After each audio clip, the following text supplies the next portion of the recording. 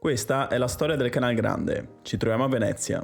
Il Canal Grande era il percorso di un antico ramo del fiume Brenta nel suo tratto finale. Qui già in epoca pre-romana gli antichi veneti costruivano palafitte. Sotto l'impero romano prima e l'impero bizantino poi, la laguna si popola e all'inizio del IX secolo il Doge sposta la sua sede da Malamocco a Rialto. Iniziano a comparire lungo il canale edifici per il commercio, le case fondaco come il fondaco dei turchi e il fondaco dei tedeschi. Insieme alle merci dall'impero bizantino arriva anche l'arte, creando lo stile veneto-bizantino. In architettura tipici sono gli archi a tutto sesto o allungati e i marmi policromi, elementi ben conservati in cafarsetti, caloredan e cadalmosto. A Venezia lo stile gotico arriva tardi, le colonne si fanno più sottili e slanciate, gli archi diventano a sesto acuto, inflessi e spesso polilobati. Esempi sono Cadoro e Palazzo Bernardo, Ca' Foscari e Palazzo Loredan. Alla fine del 400 cominciano ad apparire elementi dell'architettura rinascimentale, per esempio in Cadario. Lo stile prende poi piede con Jacopo Sansovino, che realizza le fabbriche nuove a Rialto, Palazzo Corner dell'H Grande e Palazzo Dolfin Manin. In stile rinascimentale sono anche Palazzo Papadopoli e Palazzo Grimani di San Luca.